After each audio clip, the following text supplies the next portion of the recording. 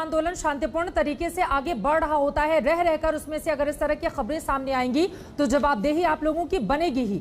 और जो सवाल संबित ने शुरुआत में ही पूछे थे, ये हिंदू मुसलमान किसान कब से करने लगे? आप इतने बड़े किसान नेता है, किसानों के मुद्दे को उठाते हैं, लेकिन अब आप राजनीति में पूरी तरह से हम आ रहे हैं। सरकार में आप पहले उसको सुन लो। नहीं, मैं ये कह रहा हूँ कि हिंदू मुस्लिम कौन करता है पता नहीं सबको, ये देश नहीं जानता।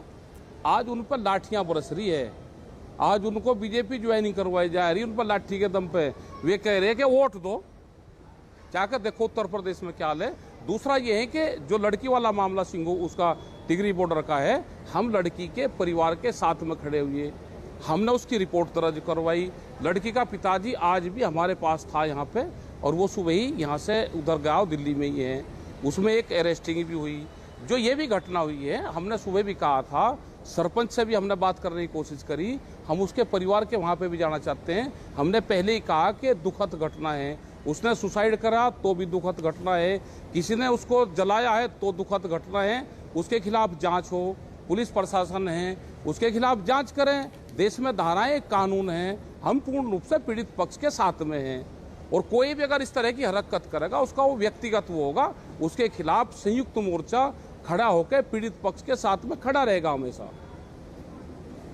आज नहीं, शुरू से ही खड़ा रहेगा। कुछ भी घटना होगी और कोई करता है, कोई भी आदमी है, हमने तो यहाँ तक हम करते हैं कि कोई अगर डला उठाएगा, किसी का पत्थर मारेगा पुलिस वालों के, या किसी के भी किसी का भी पत्थर उठाएगा, उसका व्यक्तिगत वो है, उसको सजा होगी, उसके खिलाफ हम रिपोर्ट दर्ज करवाएंगे। सर, वो व्यक्तिगत कैसे हो सकता है? किसान आंदोलन में शामिल लोग अगर इस तरह की हरकतें करेंगे तो वो व्यक्तिगत कैसे रह जाएगा? राकेश टिकैत साहब, ये तो जिम्मेदारी फिर बड़े किसान नेताओं की बनेगी ना, कि अगर कोई अराजक तत्व उसके भीतर घुस आया है तो लोगों को तुरंत बाहर किया जाए या पुलिस को सूचना दी जाए।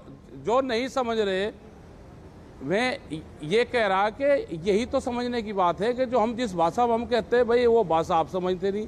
हमने ये कहा कि हम अपने लोगों को कि कोई भी हरकत करेगा सजा उसको होगी। हम पीड़ित पक्ष के साथ में खड़े होंगे। कोई आदमी किसी पर डला फेंकेगा पुलिस वालों पे तो पूरी भीड़ थोड़ा डले फेंक रही, कोई वो एक आदमी होगा, हम उसको पकड़कर पुलिस को देंगे, इसने ये हरकत करे, मुकदमा लिखो इसके खिलाफ। ये व्यक्तिगत है, इसलिए हम सब आम जनता को कहते हैं, पकड़े नहीं जाते क्या इनके लोग? यहाँ से पकड़े नहीं जाते क्या दूसरे पार्टी के लोग आन के झगड़ा करवाते हैं? पकड़े नहीं जाते क्या यहाँ पे? उनको पकड़ते हैं। उनको बहुत तरह के लोग आते हैं जिनको जानते नहीं, यहाँ पे आ जाते हैं। हम पूर्णा यहाँ पे गाजीपुर बॉर्डर पे हम रहते हैं, तो अलग अलग तरह के लोग भी यहाँ पे मिलते हैं। हम उनकी आइडेंटिटी करते हैं, यहाँ से फिर उनको पुलिस को देते हैं, ले जाओ भाई ये हमारे संगठन का नहीं है, ये कोई भी हरकत कर देगा तो संगठन पहुंच आएगी, इसको ले जाओ, उसकी जो जिम्मेदारी है पुलिस के से पूछताछ करो, ये कौन है, हमारे इसमें क्या कर रहा था। कल वो हरकत कुछ कर दे तो बदनामी किसी होगी? बदनामी संगठन की होगी। डॉक्टर संबित पात्रा, उनका ये कहना है कि कुछ ऐसे लोग हैं जो किसान आंदोलन को बदनाम करने की कोशिश करते हैं, साजिश रचते हैं, और ऐसे लोग जब जब पकड़ में आते हैं उनको बाहर का रास्ता दिखाया जाता है। इससे पूरे के पूरे किसान आंदोलन को बदनाम नहीं किया जाए। पुलिस को भी देते हैं। देखिए चित्रा जी, मैं एक एक करके जवाब देता तो जाएगा। पहले तो यहाँ पे जाएगा। पहले चित्रा जी, मुझे पहले तो मैं एक एक करके जवाब देता हूँ। पहले तो इन्होंने कहा कि जांच हो, किसी की अगर हत्या हुई है तो जांच हो।